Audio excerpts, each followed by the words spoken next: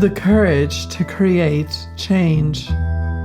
We are all so tired of hearing about the next mass shooting, tired of the inaction in Congress, tired of the lack of change, tired of more news, tired of seeing what's going on with climate change all over the world, tired of the lack of change we see just not happening around us. We want change, and so we are going to need to start with ourselves. Are you feeling the urge to help create change?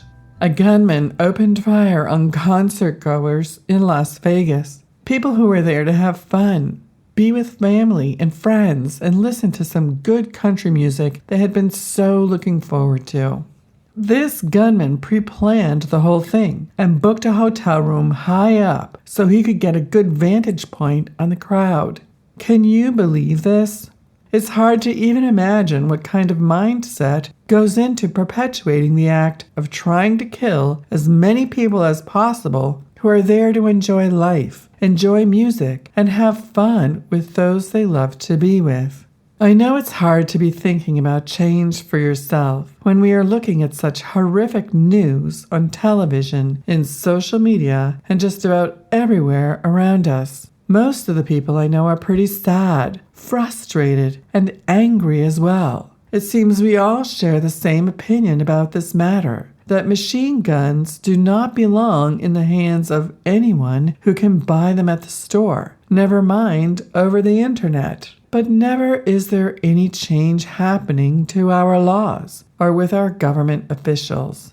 They all seem to side with the NRA, the National Rifle Association. This association represents gun manufacturers. If there are no sales of guns, there are no profits for the gun manufacturers. Why would our lawmakers side with this association? Well, you figure it out. In our system of government, it is perfectly legal for large corporations and associations to make very large donations to any lawmaker they want to. And the NRA has made very large donations to the majority of lawmakers on both sides of the aisle. Yes, we need to get into a little political lesson here so that the next time you're wondering how this could be possible, look to the lawmakers that accept NRA money. Always follow the money. Then vote them out.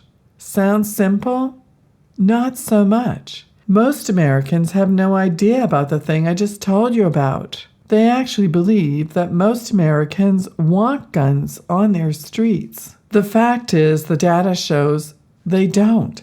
86% of the American public want stricter gun laws. Sure, we can share some articles and opinions on social media or with our friends in conversations here and there. But aren't we getting so tired of this? Aren't we getting frustrated that we don't seem to have very much control over what is governing the safety in our surroundings for the security of our lives?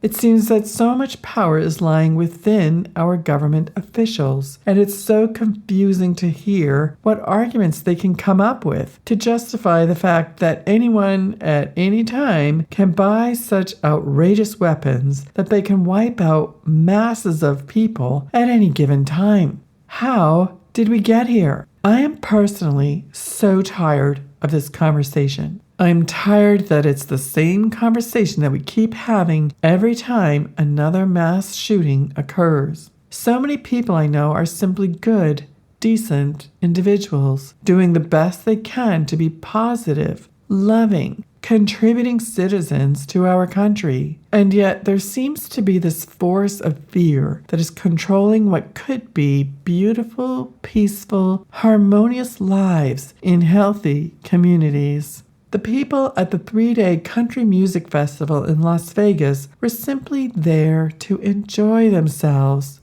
They represented all of us, all walks of life, teachers, off-duty police officers, social workers.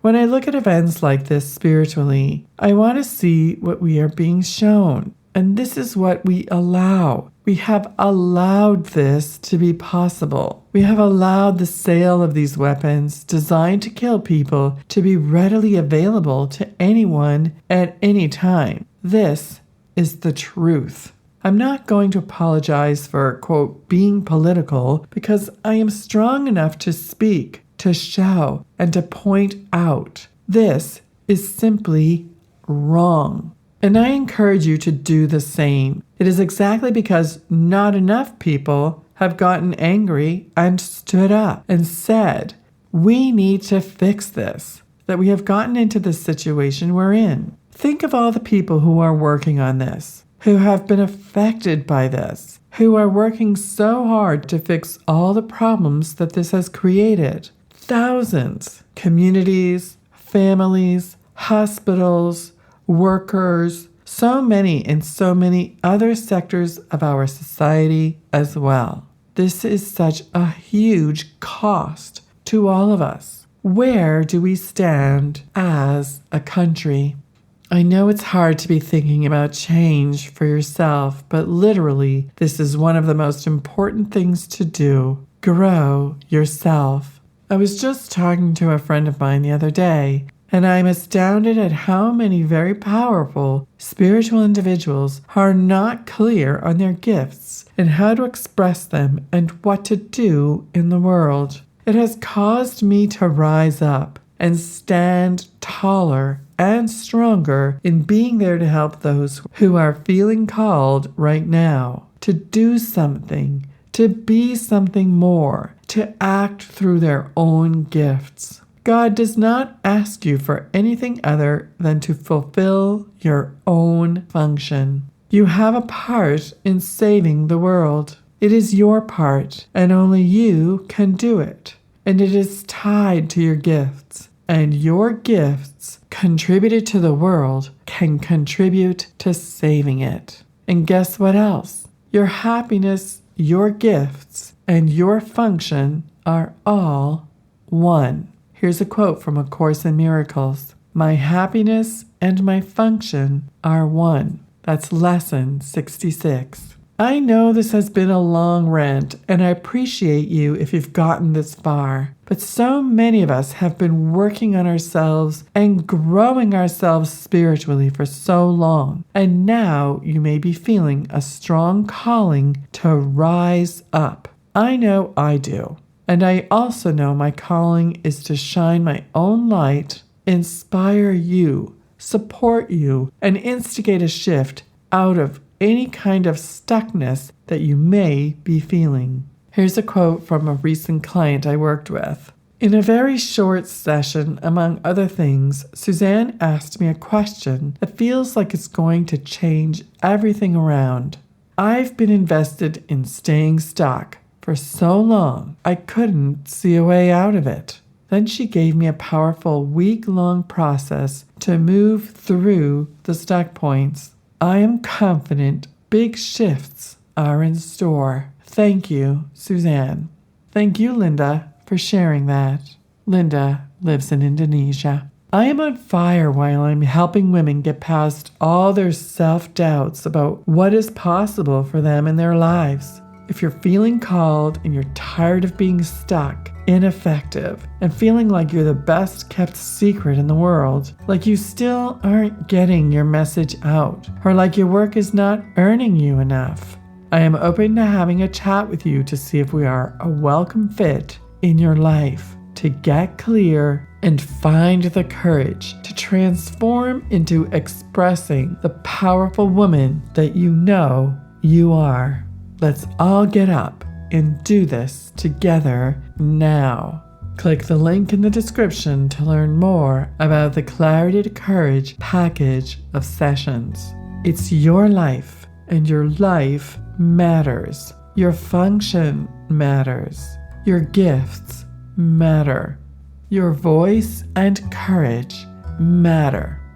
All my love, Suzanne. P.S. The Clarity to Courage program has now been extended out to 5 weeks instead of 4 to better serve my clients in the support that's needed for change. See you soon.